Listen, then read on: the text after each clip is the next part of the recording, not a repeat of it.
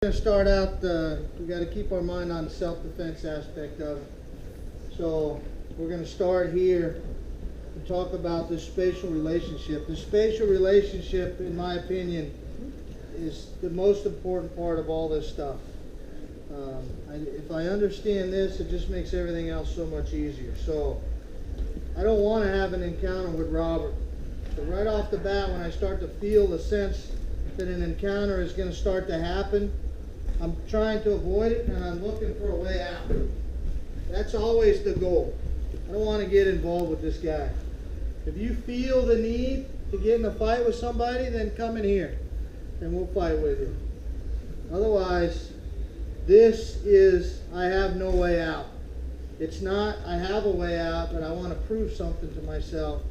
It's, I don't have a way out of here, and I've got to do what I got to do. So I'm trying to calm the situation down. I'm trying to rationalize the situation, but there's nowhere to go.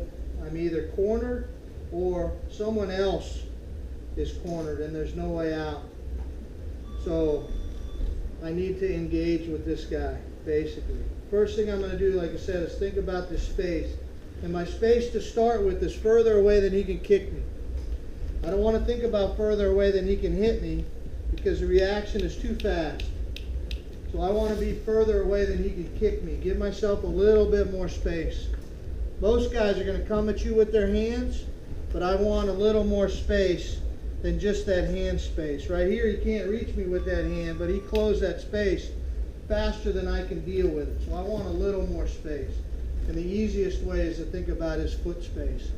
My hands are up in a nonviolent posture. My elbows are in, my hands are up, and my body slightly bladed back. Once I understand what side he's going to take, I'm going to take the opposite side, but it's subtle. It's difficult for me to say that I didn't want to fight with the guy if I'm taking a fighting stance. So my drop leg is going to be a subtle drop leg. My elbows are in, like I said, my hands are up, and I'm trying to avoid what's going on. Robert's just excited to start the fight. He can't help himself, so he steps in. As he steps in, I step back. And I keep that same space, which makes him more aggressive to step in. He steps in, I step back. And now he's really getting excited because everything he's doing is working. He's got me afraid, he's got me running, he's excited to keep going in. So now when he goes in, I go in. And the space collapses too fast for him to do anything about it. As I go in, my chin goes way down. My shoulders come up and my hands come up. And we crash into one another. As we crash into one another, I'm going to start pushing. And then as I push, I'm going to start to engulf and wrap.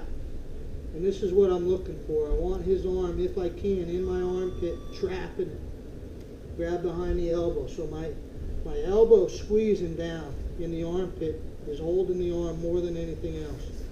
Hand behind the elbow is confirming. Head under his chin, center of the chest. Feet, knees in a little bit either side of his leg.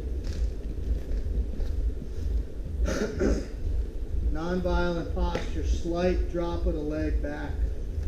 He steps in. I keep the space. I keep the space.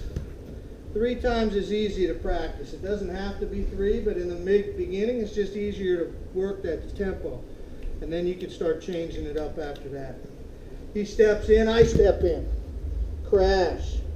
I push and start to engulf as I chase. Hand on the back of the hip, look for the hip bone.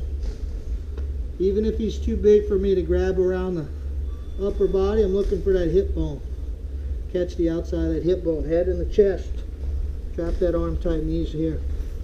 Mix. For right now, bad guys, let that arm get engulfed.